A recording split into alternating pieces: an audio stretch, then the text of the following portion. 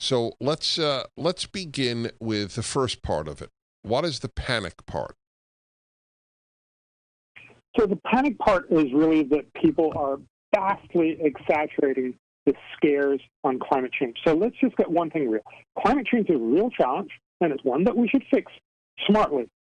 But right now, and I think increasingly over the last couple of years, people have gone to extreme lengths of being worried. So, we have a lot of young people who are desperately afraid. So Washington Post showed that 57% of all school kids are now, or adolescents, are now worried about climate change. They're afraid of climate change.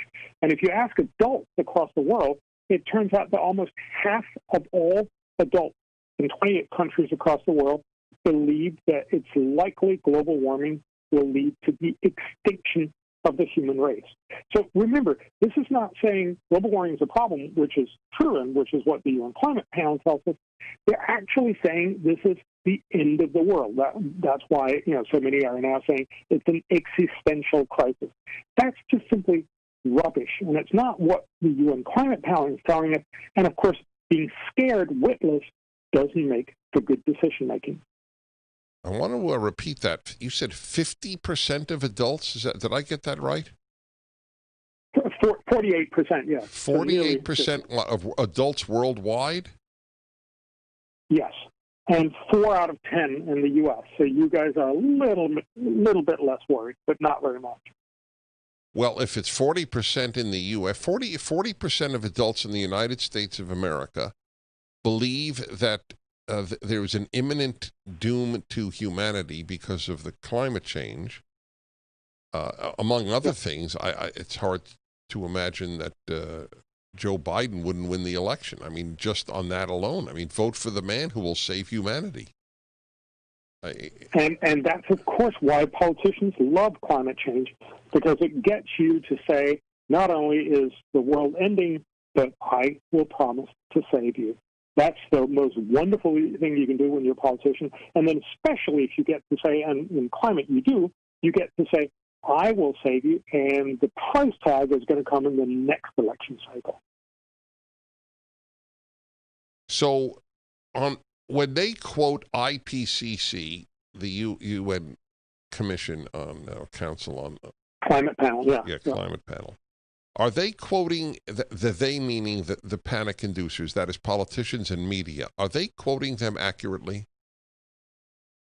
Well, they quote a lot of stuff. So some of it they're quoting accurately, but clearly there is no mention in the UN Climate Panel about this being the end of the world. They actually and explicitly said that in about 50 years, so in the 2070s, the impact of global warming will be negative. That's why it's a problem. But it will be equivalent to each one of us losing somewhere between 0.2 and 2% of our income.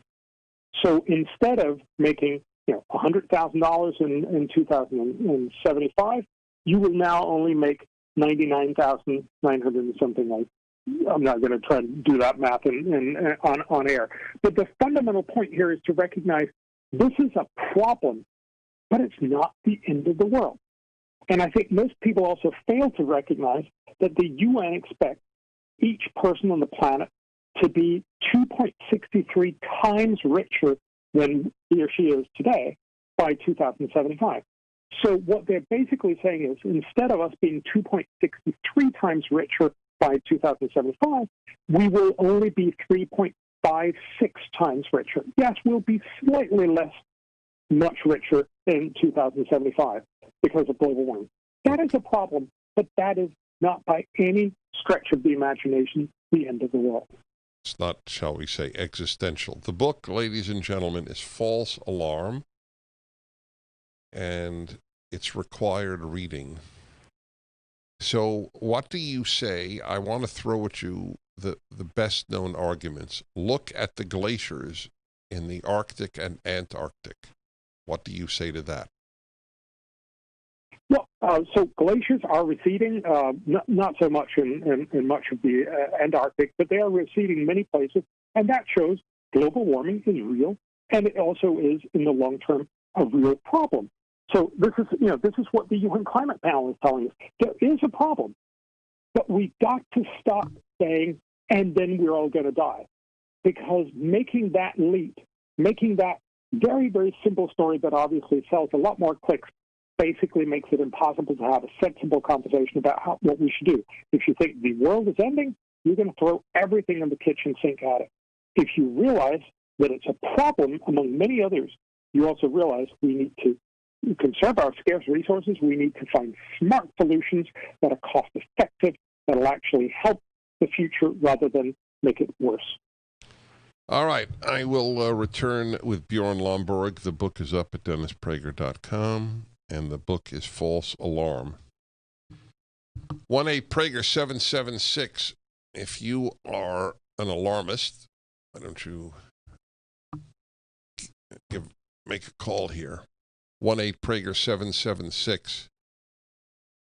When I think of what was done to the economies of America and the world because of the lockdown, added to what the next panic will do, if Joe Biden wins, I cannot see how the economy of this country can survive. We shall return momentarily. I'm Dennis Prager.